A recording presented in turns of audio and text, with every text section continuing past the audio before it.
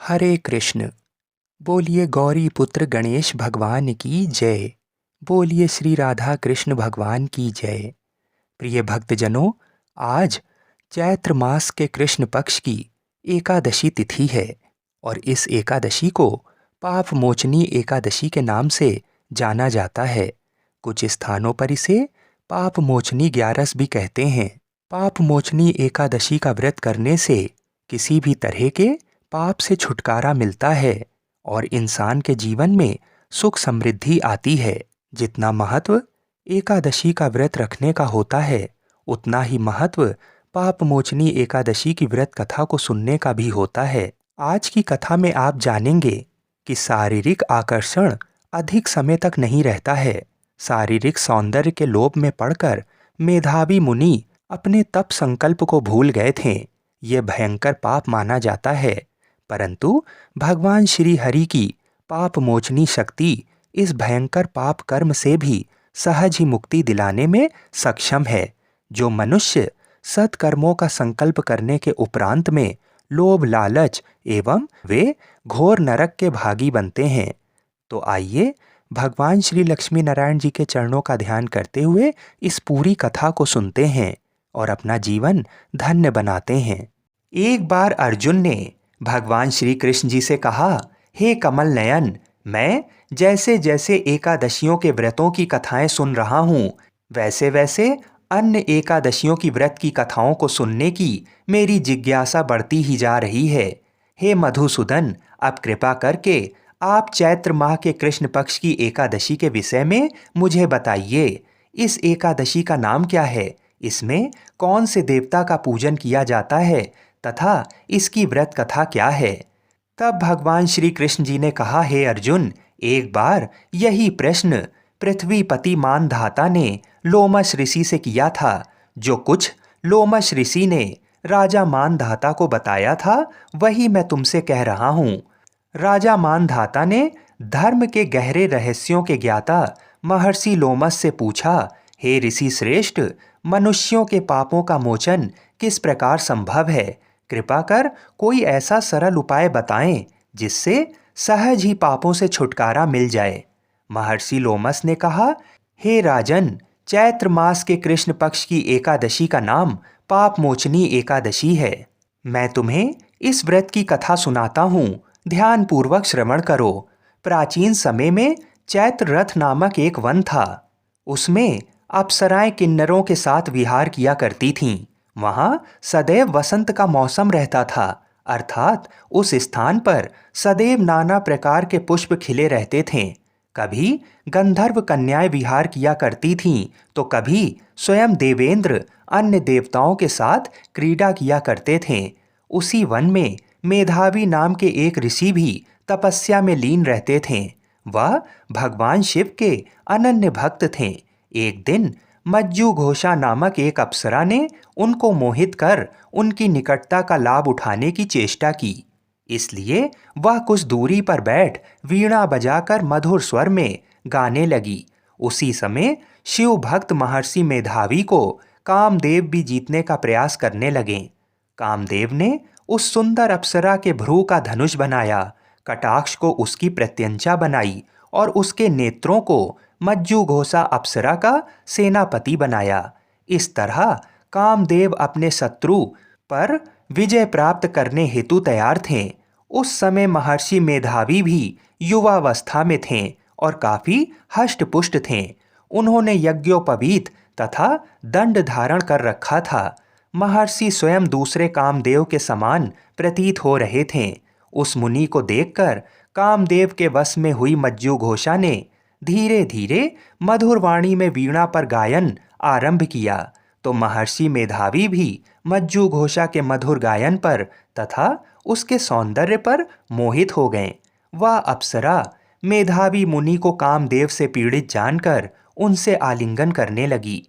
महर्षि मेधावी उस अप्सरा के सौंदर्य पर मोहित होकर शिव रहस्य को भूल गए तथा काम के वशीभूत होकर उसके साथ रमण करने लगे। काम के वशीभूत होने के कारण मुनि को उस समय दिन रात का कुछ भी ज्ञान नहीं रहा तथा अत्यंत दीर्घ काल तक वे दोनों रमण करते रहे। तदुपरांत मज्जू घोषा उस मुनि से बोली, हे ऋषिवर, अब मुझे बहुत समय हो गया है, अतः स्वर्ग जाने की आज्ञा दीजिए।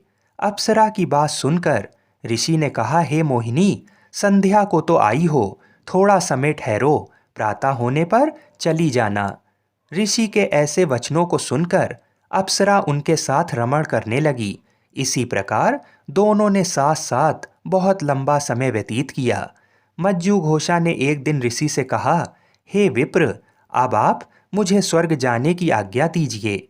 मुनि ने पुनः वही कहा, हे रूपसी, अभी अधिक समय व्यतीत नहीं हुआ है, कुछ समय और ठहर जाओ। मुनि की बात सुन अप्सरा ने कहा, हे ऋषिवर, आपकी रात्रि तो बहुत लंबी है, आप स्वयं ही विचार कीजिए कि मुझे आपके पास आए कितना समय व्यतीत हो गया है। अब और अधिक समय तक ठहरना क्या उचित है? अप्सरा की बात सुन मुनि को समय का बोध हुआ और वह गंभीरता पूर्वक विचार करने लगे। जब उन्हें समय का ज्ञान हुआ कि उन्हें रमण करते 57 वर्ष व्यतीत हो चुके हैं, तो उस अप्सरा को वह काल का रूप समझने लगे। इतना अधिक समय भोग विलास में व्यर्थ चला जाने पर उन्हें बड़ा क्रोध आया। अब वह भयंकर क्रोध में जलते हुए उस तप नाश करने वाली अप्सरा की तरफ भ्रकुटी तान कर देखने लगे। क्रोध से उनके अधर कंपित होने लगे तथा इंद्रियां अनियंत्रित होने लगीं।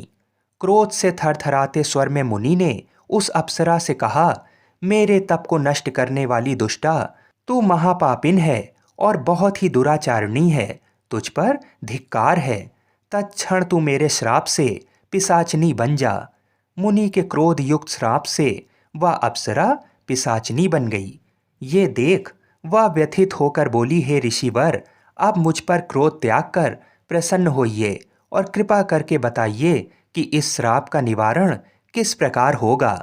विद्वानों ने कहा है, साधुओं की संगत उत्तम फल देने वाली होती है और आपके साथ तो मेरे बहुत वर्ष व्यतीत हुए हैं, अतः अब आप मुझ पर प्रसन्न हो जाइए, अन्यथा लोग कहेंगे कि एक पूर्ण आत्मा के साथ रहने पर मज्जू घोषा को पिशाचनी बनना पड़ा। मज्जू घोषा की बात सुनकर मुनि को अपने क्रोध पर अत्यंत ग्लानि हुई, साथ ही अपनी अपकीर्ति का भय भी हुआ। अतः पिशाचनी बनी मज्जू घोषा से मुनि ने कहा, तूने मेरा बड़ा बुरा किया है, किंतु फिर भी मैं तुझे इस श्राप से मुक्ति का उपाय बताता हूँ। चैत्र मास के कृष्ण पक्ष की जो एकादशी है, उसका नाम पाप मोचनी है। उस एकादशी का उपवास करने से तेरी पिशाचनी की देह से मुक्ति हो जाएगी। ऐसा कहकर मुनि ने उसको व्रत का सब विधान समझा दिया। तदुपरांत अपने पापों का प्रायश्चित करने हेतु वह अपने पिता च्यवन ऋषि के पास गए। च्यवन ऋषि ने अपने पुत्र मेधावी को देखकर कहा, हे पुत्र, ऐसा क्या किया है तूने कि तेरे सभी तप नष्ट हो गए हैं, जिससे तुम्हारा समस्त तेज मलिन हो गया है। मेधावी मुनि ने लज्जा से अपना सिर झुकाकर कहा, पिताश्री, मैंने एक अप्सरा से रमण करके बहुत बड़ा पाप किया है।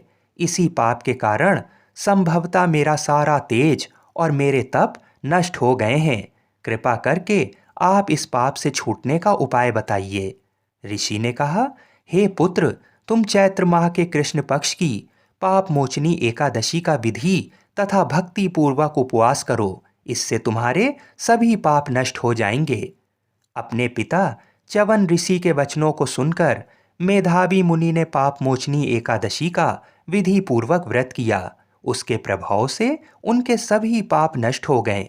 मज्जू घोषा अप्सरा भी पाप मोचनी एकादशी का उपवास करने से पिशाचनी की देह से छूट गई और पुनः अपना सुंदर रूप धारण करके स्वर्गलोक को चली गई।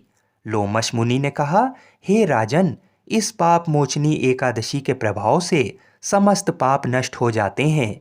इस एकादशी की कथा के श्रवण व पठन से 1 सहस्त्र यानी कि 1000 गौदान करने का फल प्राप्त होता है। इस उपवास को करने से ब्रह्म हत्या, स्वर्ण की चोरी, मदपान तथा अगम्यागमन करना आदि भयंकर पाप भी नष्ट हो जाते हैं तथा अंत में स्वर्गलोक की प्राप्ति होती है। बोलिए श्री लक्ष्मी नारायण भगवान जी की जय। बोलिए श्री तुलसी शालीग्राम जी की जय। आइए अब मनोकामनाओं की पूर्ति करने वाली दूसरी कथा को सुनते हैं। ये कथा इतनी चमत्कारिक है कि इस कथा को सुनने वाले की समस्त मनोकामनाएं भगवान श्री राधा कृष्ण जी पूरी कर देते हैं। श्री कृष्ण भगवान के लीला काल का समय था। गोकुल में एक मोर रहता था। वह मोर भगवान श्री कृष्ण जी का बहुत बड़ा भक्त था। वह श्री कृष्ण जी के चरणों में स्थान पाना चाहता था। इसलिए वह श्री कृष्ण के द्वार पर जा पहुंचा और उनकी भक्ति में हर समय यही भजन गाता रहता था। वह भजन था, मेरा कोई न सहारा बिना तेरे, गोपाल सवरिया मेरे, काटो जन्म जन्म के फेरे, नंदलाल सावरिया मेरे। इस प्रकार प्रतिदिन वह यही गुनगुनाता रहता। एक दिन हो गया, 2 दिन हो गए, इसी तरह पूरा 1 वर्ष व्यतीत हो गया, परंतु श्री कृष्ण जी की कृपा दृष्टि उस पर अभी तक नहीं पड़ी थी। एक दिन दुखी होकर मोर जोर जोर से रोने लगा। तभी वहां से एक मैना उड़ती हुई जा रही थी। उसने मोर को रोता हुए देखा तो बहुत अचंभित हुई। वह अचंभित इसलिए नहीं थी कि मोर रो रहा था, अपितु वह इसलिए अचंभित हुई कि श्री कृष्ण के द्वार पर कोई रो रहा था। मैना मोर के पास गई और मोर से बोली, हे मोर, तू क्यों रोता है?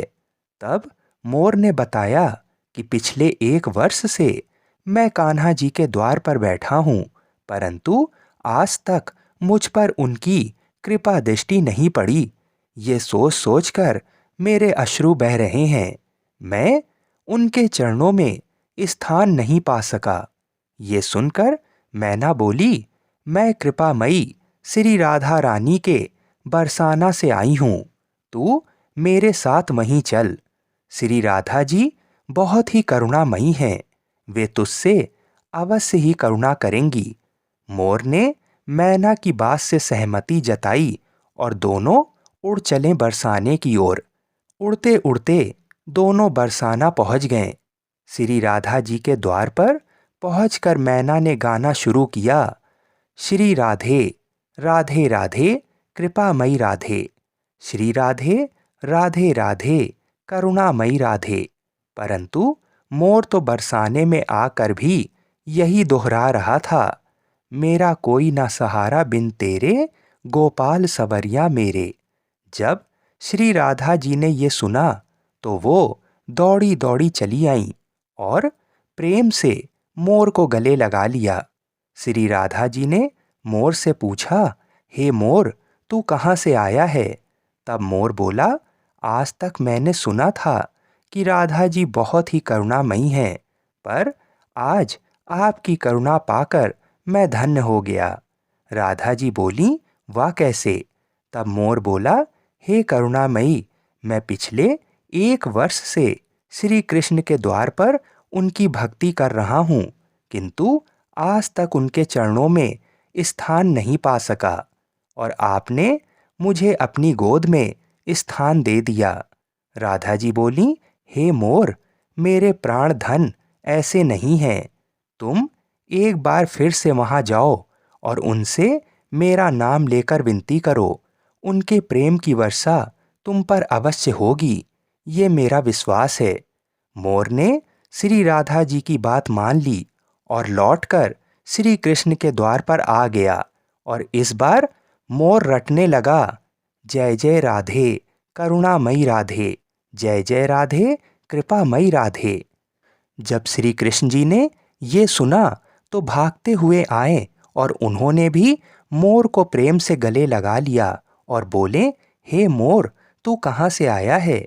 ये सुनकर मोर बोला, प्रभु, मैं पिछले 1 वर्ष से आपके द्वार पर आपके नाम की भक्ति कर रहा हूँ। आपके चरणों में स्थान पाने के लिए दिन रात गाता रहता हूँ।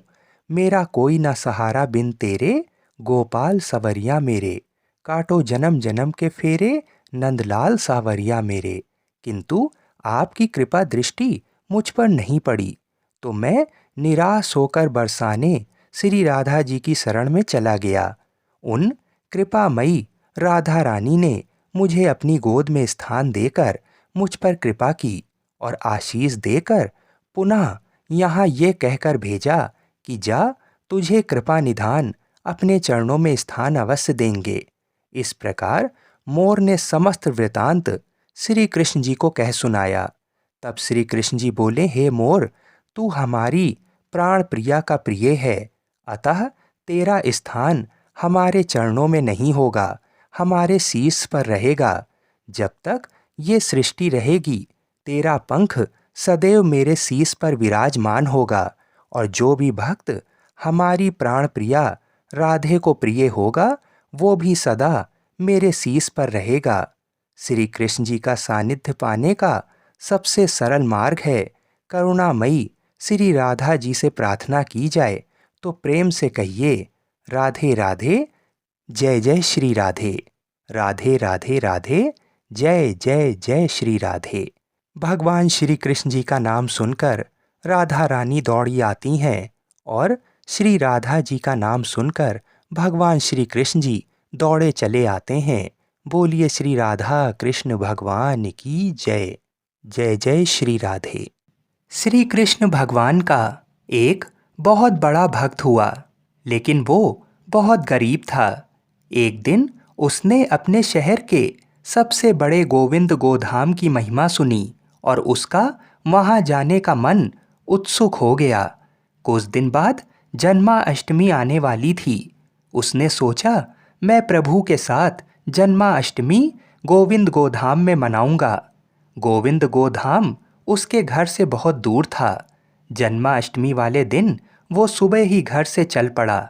उसके मन में भगवान श्री कृष्ण को देखने का उत्साह और मन में भगवान के भजन गाता जा रहा था। रास्ते में जगह जगह लंगर और पानी की सेवा हो रही थी। वो ये देखकर बहुत आनंदित हुआ कि वाह प्रभु, आपकी लीला, मैंने तो सिर्फ सुना ही था कि आप गरीबों पर बड़ी दया करते हो। आज अपनी आँखों से देख भी लिया। सब गरीब और भिखारी और आम लोग एक ही जगह से लंगर प्रसाद पाकर कितने खुश हो रहे थे।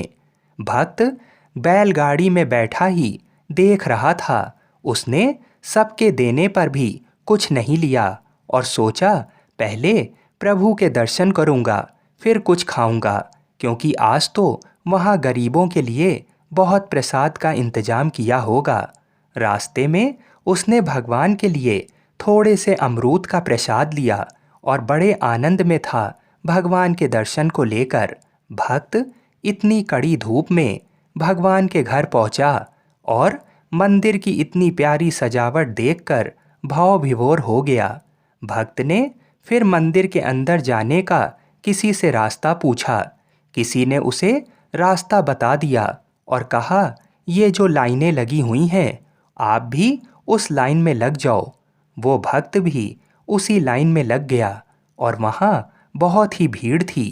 पर एक और लाइन उसके साथ ही थी, पर वो एकदम खाली थी। भक्त को बड़ी हैरानी हुई कि यहाँ इतनी भीड़ है और यहाँ तो बारी ही नहीं आ रही है और वो लाइन से लोग जल्दी जल्दी दर्शन करने जा रहे हैं। उस भक्त से रहा ना गया। उसने अपने साथ वाले भक्त से पूछा कि भैया, यहाँ इतनी भीड़ और वो लाइन इतनी खाली क्यों है, और वहाँ सब जल्दी जल्दी दर्शन के लिए कैसे जा रहे हैं? वो तो हमारे से काफ़ी बाद में आए थे। तब उस दूसरे भक्त ने कहा, भाई, ये अमीरों की लाइन है, इसमें गांव के अमीर लोग हैं। भक्त ने जैसे ही ये बात सुनी तो उसकी आंखें खुली रह गईं।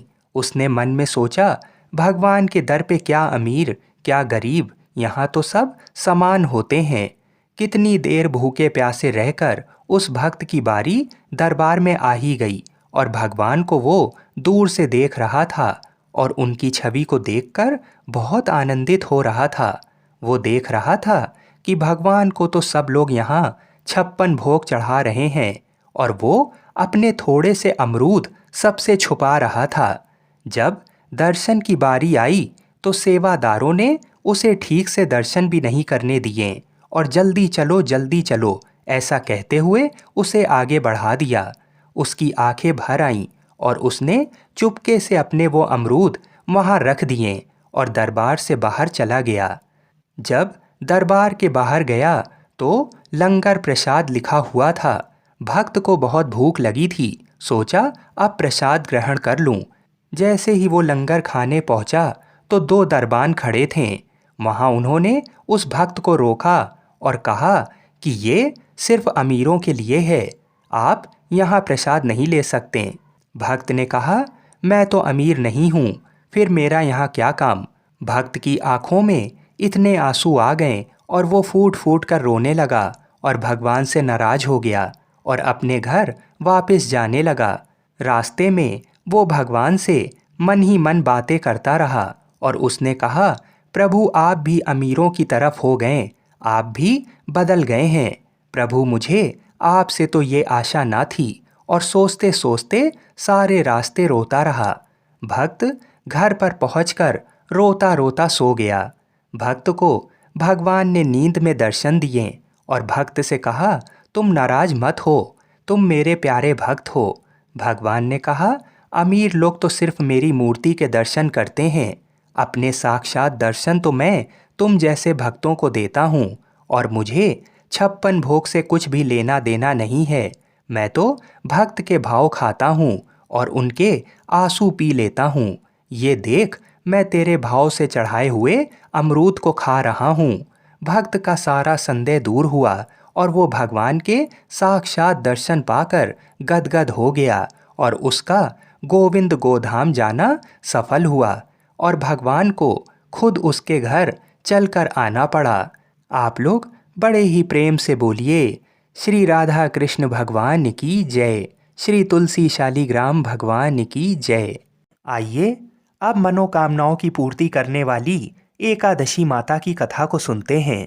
कहते हैं, बिना एकादशी माता की कथा को सुने व्रत पूर्ण नहीं माना जाता है। एक बूढ़ी माँ ने एक बार एकादशी का व्रत रखा। बड़ा ही भाव भक्ति से पूजा अर्चना की। उन्हें वृद्धावस्था में क्या बाधा थी, वे तो अपने पुत्र पौत्रों की सुख सुविधा के लिए व्रत रखने लगी थीं।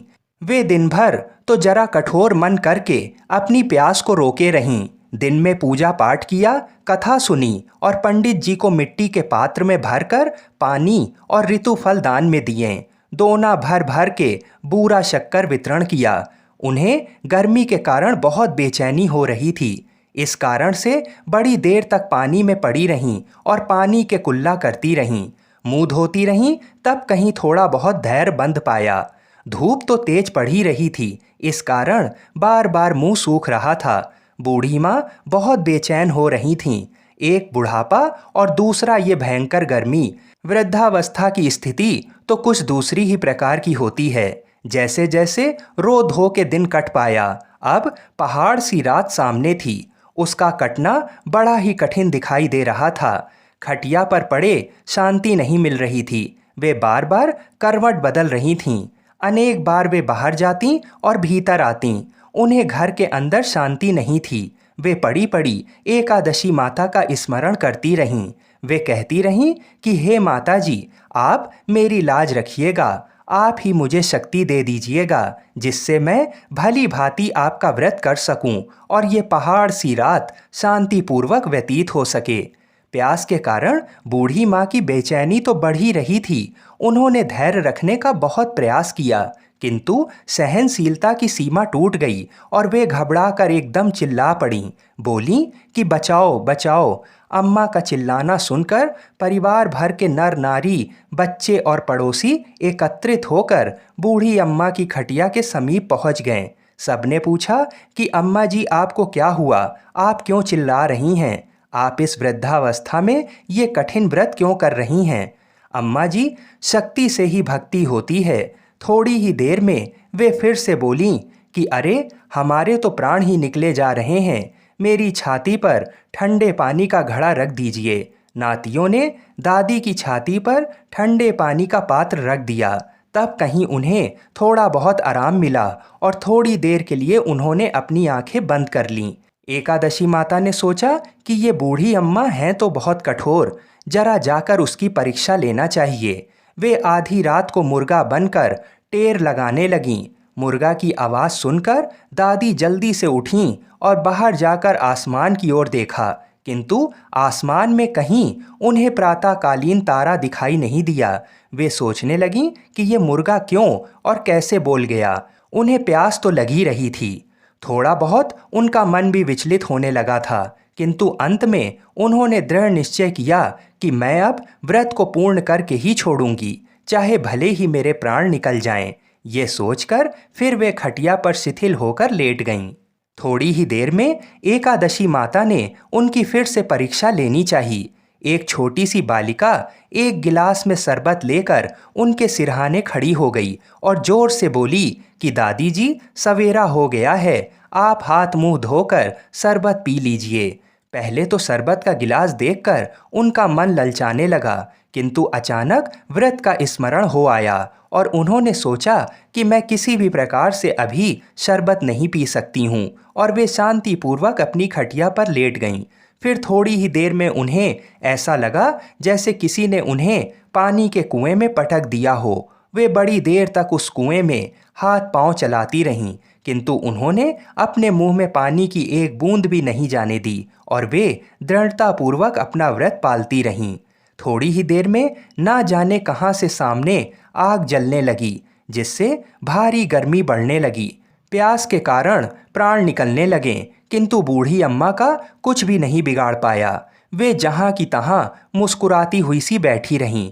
थोड़ी ही देर में बाहर प्रकाश दिखाई देने लगा। ऐसा लगा कि जैसे सवेरा हो गया हो। बूढ़ी अम्मा ने जब बाहर निकल कर देखा तो समझ गईं कि अभी सवेरा होने में 3-4 घंटे की देरी है। ये जानकर वे शांतिपूर्वक इधर उधर घूमने फिरने लगीं। एकादशी माता ये बात अच्छी तरह से समझ गईं कि ये बूढ़ी अम्मा किसी भी प्रकार से अपने व्रत से नहीं टल सकती हैं। वे उनके सत्य व्रत को अच्छी तरह से समझ गईं। सवेरा होते ही बूढ़ी माता ने स्नान किया, भगवान का पूजन पाठ किया, एकादशी माता की कथा सुनी, ब्राह्मणों को दक्षिणा देकर भोजन कराया। तब कहीं उन्होंने जल ग्रहण किया। कन्याओं को भोजन कराने के बाद अम्मा ने स्वयं भोजन किया। उस श्रेष्ठ व्रत के प्रताप से बूढ़ी अम्मा की आयु में वृद्धि हो गई। उनका घर परिवार हरा भरा हो गया। घर में अब उनके कोई अभाव नहीं रहा। वे हर तरह के सुख साधनों से संपन्न हो गईं। नाती नातिनों से उनका घर भर गया और वे उसी दिन से 12 महीने की एकादशी का व्रत करने लगीं। एकादशी माता के व्रत के प्रताप से इस संसार में हर प्रकार के सुख भोग कर अंत में वैकुंठ धाम को चली गईं। जैसे एकादशी माता ने बूढ़ी माता और उनके परिवार को हरा भरा किया, ऐसे ही एकादशी माता हम सभी की मनोकामनाओं को पूर्ण करें। बोलिए श्री लक्ष्मी नारायण भगवान की जय। आइए अब बड़ी ही श्रद्धा और प्रसन्न चित मन से इस मनोकामना को पूरी करने वाली कथा को सुनते हैं। एक बार भगवान श्री हरि विष्णु माता लक्ष्मी जी के साथ हरिद्वार में घूम रहे थे। माता लक्ष्मी ने देखा कि सारे मनुष्य गंगा में नहा नहा कर हर हर गंगे कहते जा रहे हैं, परंतु सभी लोग दुखी और परेशान हैं। तब माता लक्ष्मी ने बहुत ही आश्चर्य से भगवान विष्णु से पूछा, स्वामी, गंगा में इतनी बार स्नान करने पर भी इनके पाप और दुखों का नाश क्यों नहीं हुआ? क्या गंगा में अब सत्यता नहीं रही? भगवान विष्णु बोले, गंगा में तो वही सामर्थ है, परंतु इन लोगों ने पाप नाशनी गंगा में स्नान ही नहीं किया, फिर इन्हें लाभ कैसे मिलेगा? माता लक्ष्मी जी ने आश्चर्य से कहा कि स्नान कैसे नहीं किया? सभी तो हमारे सामने ही नहा नहा कर जा रहे हैं, अभी तक तो इनके शरीर भी नहीं सूखे हैं। भगवान विष्णु ने कहा, ये लोग तो केवल जल में डुबकी लगा कर ही आ रहे हैं, तुम्हें मैं कल इसका रहस्य समझाऊंगा। दूसरे दिन बहुत ही जोर से बारिश होने लगी। सारी गलियां कीचड़ से भर गईं। एक चौड़े रास्ते में एक बड़ा सा गड्ढा था। चारों ओर कीचड़ भरी हुई थी और भगवान विष्णु ने लीला रची। वे स्वयं एक बूढ़े आदमी का रूप धारण करके उस गड्ढे में जा गिरे। लक्ष्मी जी को उन्होंने समझाकर पास में बैठा दिया कि देखो, तुम लोगों को सुना सुनाकर यूं पुकारती रहो कि मेरे बूढ़े पति अचानक गड्ढे में गिर पड़े हैं। कोई पुण्य आत्मा इनको बाहर निकालकर इनके प्राण बचाओ और हम असहाय दंपत्ति की सहायता करें। और भगवान विष्णु ने यह भी समझा दिया कि जब कोई व्यक्ति गड्ढे में से मुझे बाहर निकालने को तैयार हो, तब इतना और कह देना कि मेरे पति सर्वथा निष्पाप हैं। इन्हें वही व्यक्ति छुए जो खुद भी निष्पाप हो। यदि आप निष्पाप हैं तो उनको हाथ लगाएं, नहीं तो उनके हाथ लगाते ही आप स्वयं भस्म हो जाएंगे। लक्ष्मी जी तथास्तु कहकर गड्ढे के किनारे बैठ गईं और आने जाने वालों को सुना सुनाकर भगवान विष्णु की सिखाई हुई बात कहने लगीं। गंगा में नहा नहा कर लोगों के झुंड आ रहे थे और सुंदर युवती को यूं बैठी देखकर कुछ लोगों के मन में पाप आया और कुछ लोगों को धर्म का भय हुआ और कुछ लोग कानून से डरे और कुछ लोगों ने तो लक्ष्मी जी को ये भी कह दिया कि मरने दो इस बुढ़े को, क्यों इसके लिए रोती हो। और कुछ दयालु और चरित्रवान पुरुषों ने उस युवती के पति को बाहर निकालना चाहा, परंतु लक्ष्मी जी के वचन सुनकर वे भी रुक गए। उन्होंने सोचा कि हम गंगा में नहा कर आए हैं तो क्या हुआ, पापी तो हैं ही, कहीं हम सहायता करते समय भस्म ना हो जाएं। उनके पास कई व्यक्ति आए परंतु किसी को साहस नहीं हुआ। सैकड़ों आए और सैकड़ों ने पूछा और चले गए। संध्या का समय हो चला था। तब भगवान विष्णु ने माता लक्ष्मी से कहा, देखा आया कोई सच्चे मन से गंगा में नहाने वाला। तब थोड़ी देर बाद एक नवयुवक हाथ में एक लोटा लिए हुआ हर हर गंगे कहता हुआ आया। लक्ष्मी जी ने उसे भी वही बात कही। उस युवक का हृदय करुणा से भर आया और उसने भगवान विष्णु को बाहर निकालने की तैयारी की। लक्ष्मी जी ने उसे रोक कर कहा कि भाई, यदि तुम सर्वथा निष्पाप नहीं हो तो मेरे पति को छूते ही तुम भस्म हो जाओगे। उसने उस समय बिना किसी संकोच किए लक्ष्मी जी से कहा, माता, मेरे निष्पाप होने से तुम्हें संदेह क्यों हो रहा है? देखती नहीं, मैं अभी गंगा नहा कर आया हूँ। भला गंगा में नहाने के बाद भी क्या पाप रहते हैं? मैं अभी तुम्हारे पति को बाहर निकालता हूँ। युवक ने लपक कर उस बूढ़े आदमी को ऊपर उठा लिया। भगवान विष्णु और माता लक्ष्मी ने उसे अधिकारी समझकर अपने असली रूप में प्रकट होकर दर्शन देकर निहाल कर दिया। भगवान विष्णु ने माता लक्ष्मी से कहा कि इतने सारे लोगों में से केवल इस एक आदमी ने ही गंगा में स्नान किया है। इस दृष्टांत के अनुसार जो लोग बिना श्रद्धा और विश्वास के केवल दंभ के लिए गंगा स्नान करते हैं, उन्हें वास्तविक फल प्राप्त नहीं होता। परंतु इसका ये मतलब नहीं कि गंगा स्नान व्यर्थ हो जाता है। गंगा स्नान का बहुत पुण्य भी है। गंगा आज भी उतनी ही सामर्थ्यवान है। बोलिए लक्ष्मी नारायण भगवान की जय।